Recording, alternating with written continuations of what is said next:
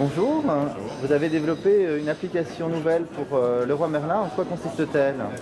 C'est une application mobile à destination des clients de Leroy Merlin qui va permettre à ses clients de faire un achat en moins. La promesse de l'application, c'était un achat en moins de 10 secondes.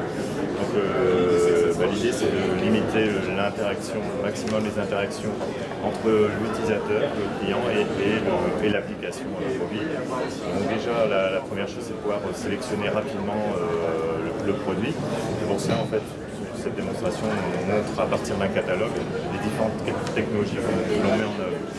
La première, c'est le tag NFC, RFID, le QR code qu'on rencontre de plus en plus sur des affiches, et puis troisième technologie qui est la reconnaissance d'image, et on verra aussi la reconnaissance des objets en 3D. Une démonstration, je reviendrai sur la reconnaissance, mais rapide, pour montrer un petit peu les différentes technologies qui sont mises en œuvre dans l'application.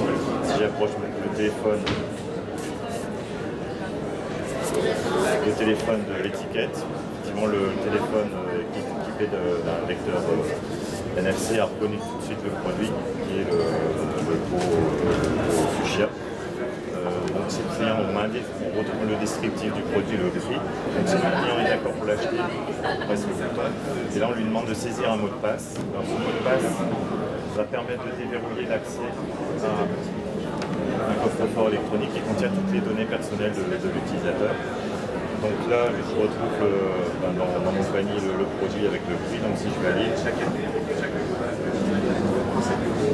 on retrouve la fiche en fait, la fiche associée au commerçant qui est Leroy Merlin. On va retrouver les données d'identification, le nom, le prénom, l'identifiant, le mot de passe, mais également les données qui sont dans le moyen de paiement. Donc là, le client a enregistré sa carte, le numéro de sa carte bancaire, la date de fin de validité, le cryptogramme. Donc s'il est d'accord avec toutes ces données, on peut valider. En fait, le téléphone envoie directement au site et la transaction est validée par le magasin. Voilà. Le produit sera envoyé chez lui s'il fait l'achat à partir d'un catalogue, d'une affiche, dans la rue, dans le métro. Par contre, on a d'autres cas d'usage qui sont aussi intéressants, qui est l'achat en magasin. C'est-à-dire la personne qui présente, ce qui arrive fréquemment, surtout le week-end, elle arrive en caisse et les caisses sont bondées. Plutôt que de laisser le produit, le client peut,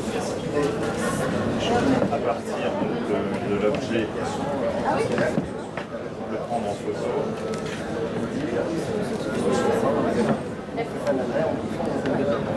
Et donc le produit est reconnu et il va pouvoir finaliser la transaction.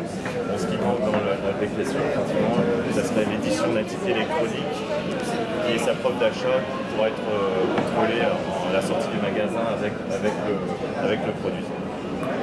Quelle était la complexité technique que vous avez dû résoudre pour développer cette application? Il y a plusieurs complexités. Alors déjà, c'est la reconnaissance d'image. J'ai fait plutôt la reconnaissance d'objets en 3D. C'est des technologies de reconnaissance qui sont assez lourdes. Donc elles doivent être performantes. C'est-à-dire pouvoir traiter un certain nombre d'images très très rapidement. Et la reconnaissance d'objets 3D nécessite de pouvoir prendre dans la base plusieurs images du produit sous différents angles. Bien sûr, on essaie de ne pas en prendre de trop, donc 5-6, et de pouvoir, grâce à ces algorithmes, reconnaître le produit à partir de la photo qui est envoyée par le téléphone. Alors ça, c'est une des premières complexités. La deuxième concerne aussi toute la partie sécurité.